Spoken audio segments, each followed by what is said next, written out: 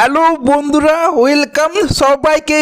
আজকের এই ভিডিওতে কথা বলবো আমাদের কেকেআর টিমের ওভারসিজ প্লেয়ারদেরকে নিয়ে, যে কোন চারজন ওভারসিজ প্লেয়ার আমাদের কেকেআরের প্লেইং 11-এ খেলতে পারে এই নিয়ে ডিসকাশন করব। যেখানে আমরা কথা বলবো Sunil Narine, Matheesha Pathirana, Blessing Muzarabani, Finn Allen, Tim Seifert, Cameron Green, এই ছজনকে নিয়ে কথা বলবো। আর হ্যাঁ, আমাদের রোবম্যান পাওয়াল, যে তোমার টি-20 ওয়ার্ল্ড কাপে এত সুন্দর একটা ইনিংস খেলেছিল, ইনিংস বলতে এত সুন্দর একটা ওয়ার্ল্ড কাপ তার গিয়েছিল, যেখানে ইন্ডিয়ার বিরুদ্ধে আই থিঙ্ক তোমার 19 বলে 34 মেরেছিল এবং জিম্বাবুয়ের বিরুদ্ধেও 50 মেরেছিল। 19 বলে আই থিঙ্ক মেরেছিল, যেখানে তোমার 4টে 4 এবং 4টে 6 মেরেছিল, যেটুকু আমার মনে আসছে। তো সেই প্লেয়ারটাকে ভাই, যে প্লেয়ারটার 30-এর কাছাকাছি অ্যাভারেজ ছিল, 147-148-এর স্ট্রাইক রেট ছিল, সেই ব্যাটসম্যানটাকে আমরা রাখছিও না ভাই। মানে আমাদের ক্রিকেট টিমটাকে বুঝতেই পারছো যে রচিন রবীন্দ্রা, যে তোমার টি-20 ওয়ার্ল্ড কাপে অ্যাজ এ বোলার দারুণ করেছিল ভাই, 7-এর ইকোনমিতে বোলিং করেছিল আর 12-র অ্যাভারেজে 12টা উইকেট নিয়েছিল, প্লাস ব্যাটিংও করেছিল। দেখো, অ্যাজ এ ব্যাটসম্যান অনেকেই বলবে না সেরকম কিছু করতে পারেনি, কিন্তু ভাই তুমি যখন রচিন রবীন্দ্রাকে অ্যাজ এ অলরাউন্ডার হিসেবে দেখবে, যেখানে ভাই বোলিংয়ে তোমার 12-র অ্যাভারেজে 12 উইকেট নিচ্ছে, 6-7 ম্যাচে আই থিঙ্ক নিয়েছিল, ইকোনমি 7+ কিছু ছিল। আর যদি তোমার ইকোনমিটা রাইট হ্যান্ড ব্যাটসম্যানের জন্য দেখবে, তাহলে ভাই রাইট হ্যান্ড ব্যাটসম্যানদের কাছে তোমার টি-20 ওয়ার্ল্ড কাপে 6-এর কাছাকাছি ইকোনমি ছিল রচিন রবীন্দ্রা। 6.32 ছিল, আমি দেখলাম, চেক করলাম, 6.32 রাইট হ্যান্ড ব্যাটসম্যানদের কাছে ইকোনমি রেট ছিল। আর ব্যাটিংয়েও 7 ইনিংসে 129 রান করেছিল। হ্যাঁ, 7 ইনিংস, কিন্তু ভাই এটা 5 ইনিংসেই বলো, কারণ 2 ম্যাচে তোমার নট আউট ছিল।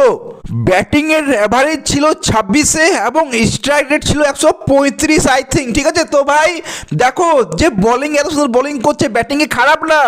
25-এর অ্যাভারেজ টি-20-তে, ওটা ওয়ার্ল্ড কাপে, আমি আইপিএল বা কোনো লিগের কথা বলছি না, ওয়ার্ল্ড কাপে 25-এর অ্যাভারেজ 134+ স্ট্রাইক রেট, মোটেও খারাপ না। যেহেতু সে একটা বোলিংও করতে পারে, ভালোই বোলিং করতে পারে, আর তার প্রমাণটা আমরা ওয়ার্ল্ড কাপে দেখেছি। সো ভাই রচিন রবীন্দ্রা এবং রোবম্যান পাওয়াল, এই দুজন যে সেরা ফর্মে আছে, তাদের দুজনকে আমি কথাই বলবো না, পুরো বাদ দিয়ে দেবো। মানে বুঝতে পারছো আমাদের ওভারসিজ স্লটটা কেকেআরের কতটা ডেঞ্জারাস, কতটা মারাত্মক, কতটা খতরনাক ভাই। এক কথাই বললে এটাই খতরনাক, পুরো ডেঞ্জারাস, ধুরন্ধর। যাই না কেন বললাম ভাই, আজকে রিলিজ হচ্ছে, দেখতে হবে, তাই না? এনিওয়ে, এই 6 জনের মধ্যে কোন 4 জন প্লেইং 11-এ খেলবে, এবার এটা নিয়ে একটু আসছি। তো প্রথমেই আমরা কেকেআরের বোলিংটা দেখি, যেখানে তোমার ব্লেসিং মুজারবানিকে নেওয়া হয়েছে আমাদের মুস্তাফিজুর রহমানের রিপ্লেসমেন্ট হিসেবে, তাই না? তো ভাই ব্লেসিং মুজারবানি আমার মনে হয় কেকেআরের জন্য একটা পারফেক্ট চয়েস হবে। 6 ফুট 8 ইঞ্চি হাইট, ওটাও তোমার ইডেন গার্ডেন্স, যেখানে তোমার পিচে একটা বাউন্স থাকে, সেই বাউন্সটা পুরোপুরি তোমার ব্লেসিং মুজারবানি ওই 11 ফুট থেকে যখন বলটা ছাড়বে, রিলিজ করবে, খুবই একটা দারুণ ফায়দা নিতে পারে ব্লেসিং মুজারবানি।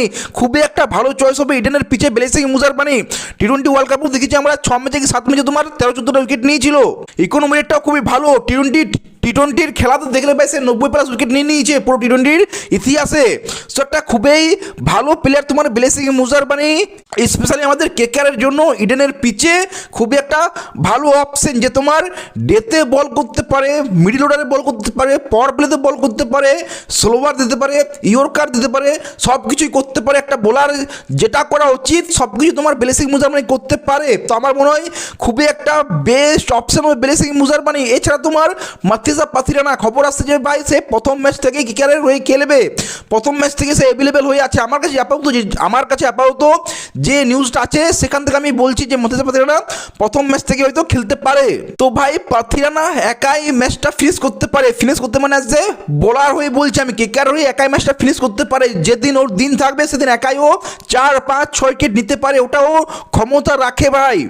স্পেশালি ডেথ ওভারে যখন আমাদের হার্ষিত রানা নেই, সেইখানে ডেথ বোলিংয়ের জন্য মাথিসা পাথিরানা দারুণ একটা সিলেকশন হবে প্লেইং 11-এ। কারণ কি, ডেথ ওভার যদি দেখো 16 ওভার 18 ওভার মানে 3 ওভার যদি তুমি রেখে দাও, বা তুমি ব্রাভো আছে তো বোলিং কোচ আমাদের কেকেআরের, তো ব্রাভো যেটা করতো সিএসকের হয়ে, ধোনি যেটা করতো সিএসকের হয়ে, যে ভাই পরপর 4 ওভার মেরে দাও, 12 ওভার 14 ওভার 16 ওভার 18 ওভার পরপর তুমি 4 ওভার মেরে দাও, সেটাও চাইলে করতে পারে তোমার এই মাতিসা পাথিরানাকে দিয়ে পড়ে।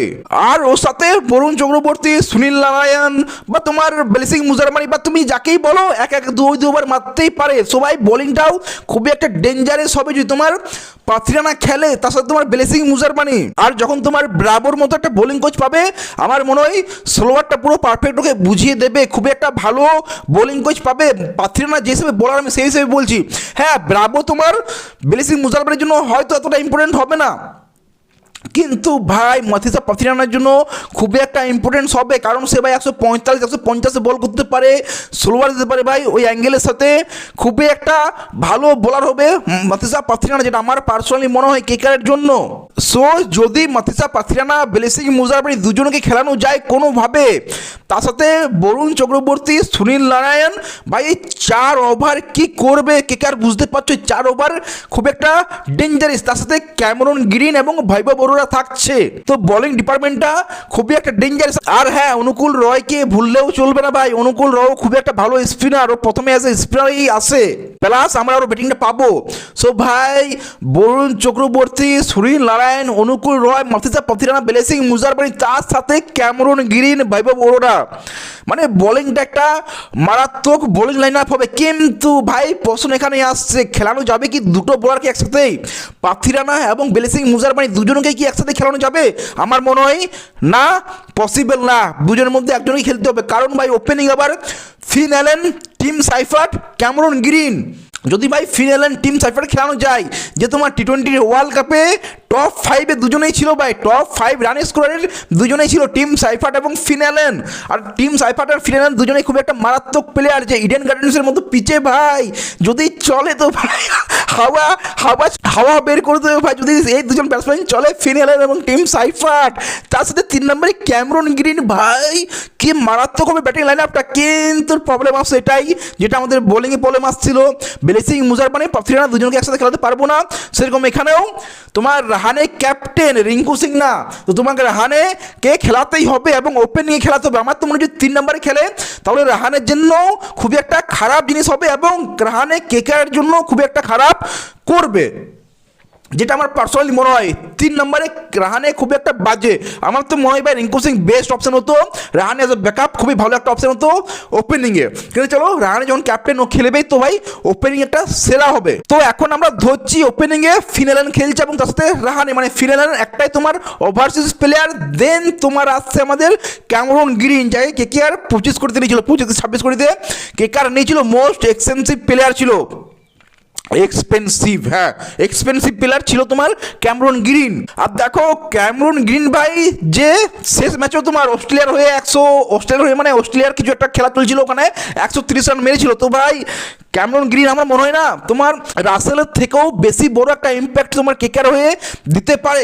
কারণ কি, রাসেল 2 ওভার মারতো, কোনোদিন সেটাও মারতো না, ফিনিশিং করতো, খুবই ভালো একটা ফিনিশার। আমি বলবো না রাসেলকে আমি কোনো মধ্যে ছোটো করছি না, কিন্তু ভাই আমার মনে হয় রাসেলের থেকেও যে তোমার কেকেআর হয়ে বেশি কার্যকর হবে সেটা হচ্ছে ক্যামেরন গ্রিন। তার কারণটা কি ভাই, তুমি ওকে 3 নম্বরে খেলাও, ওপেনিংয়ে খেলাও, 4 নম্বরে খেলাও, কি 5-এ খেলাও, যেখানেই খেলাবে পারফেক্ট চয়েস হবে। আমার মনে হয় সবচেয়ে বেস্ট অপশন 3 বা 4 নম্বরে। 4 নম্বরে তো খুবই ভালো হবে, কারণ কি ভাই 4 নম্বরে যদি উইকেট পড়ে যায়, ক্যামেরন গ্রিন খেলা ধরতেও পারবে, মারতেও পারবে, প্লাস তোমার ফিনিশিংয়ের কাজটা করতে পারবে। দেখো ফিনিশিং আমাদের রিঙ্কু সিং, অনুকূল রয়, রমনদীপ আছে, স্পেশালি তোমার রমনদীপকে বলো কি অনুকূল রয়কে বলো, চলো রমনদীপকেও ছাড়ছি, কিন্তু অনুকূল রয়, সুনীল নারায়ণ আমি এতটা ভরসা করতে পারবো না, যেহেতু এক্সপিরিয়েন্সটা কম।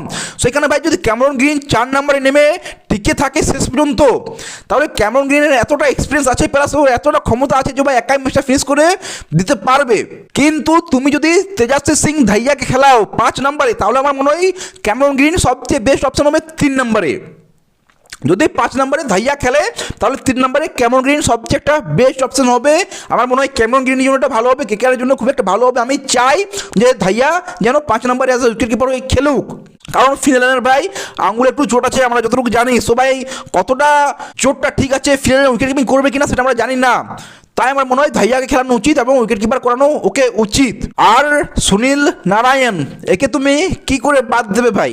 এ তো কেকারের জীবন, যেমন রাসেল ছিল সেরকম আমাদের সুনীল নারায়ণ কেকারের জীবন, যাকে তুমি 8 নম্বরে খেলাও কি তুমি ওপেনিংয়ে খেলাও কি তুমি যেখানেই খেলাও কি সুনীল নারায়ণ খুবই একটা ভালো অপশন। দেখো ওর ব্যাটিংয়ে আমরা বেশি আশা করি না, কিন্তু হ্যাঁ ওই 8 বলে 20 রান করে দিলেই আমাদের কাছে বিশাল বড় ব্যাপার। 8 বলে 20 রান আমাদের কাছে অনেক বড় ব্যাপার। সেটা তোমার পাওয়ার প্লেতে করুক কি সেটা তোমার 8 নম্বরে 9 নম্বরে নেমে এসে করুক, আমাদের জন্য খুবই একটা কাজে আসবে।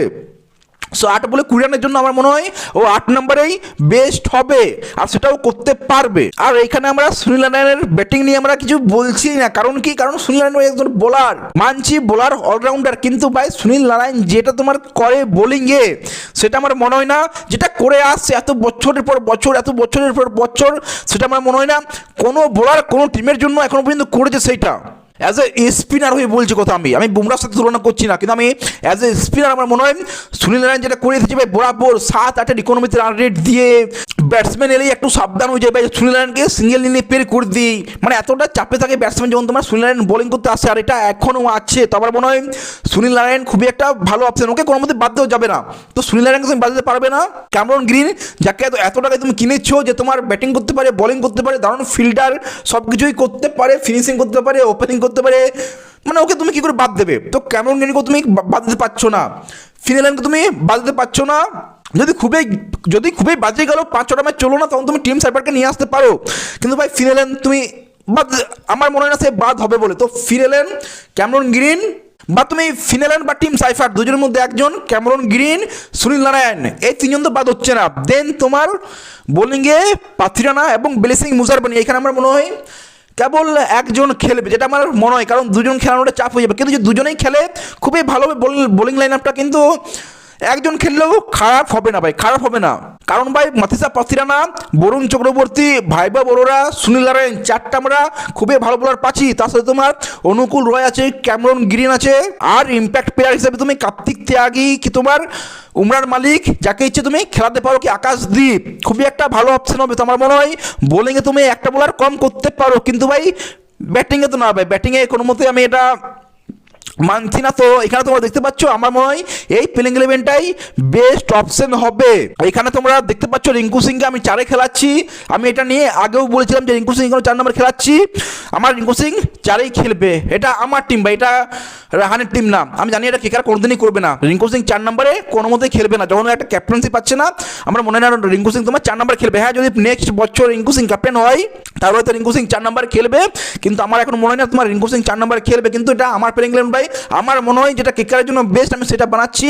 আমার মনে হয় রিঙ্কু সিং 4 নম্বরে বেস্ট, 5 নম্বরে তেজস্বী সিং ভাইয়া, 6 নম্বরে রমনদীপ, অনুকূল রয়, তোমরা দেখতে পাচ্ছ। আমার মনে হয় এই প্লেইং 11টা সবচেয়ে বেস্ট হবে। তো এই নিয়ে তোমাদের মতামত কি কমেন্টে জানিও, কোন 4টে ওভারসিজ প্লেয়ার খেলতে পারে কেকার এই বছর, কোন 4টে বেস্ট ওভারসিজ প্লেয়ার হবে কেকারের জন্য, আর কেকারের প্লেইং 11 কি হবে এটা নিয়েই তোমাদের কাছে জানতে চাই। কমেন্টে জানাও। ভিডিও ভালো লাগলে লাইক শেয়ার সাবস্ক্রাইব করে দিও। দেখা হচ্ছে পরের video. Take care, see you.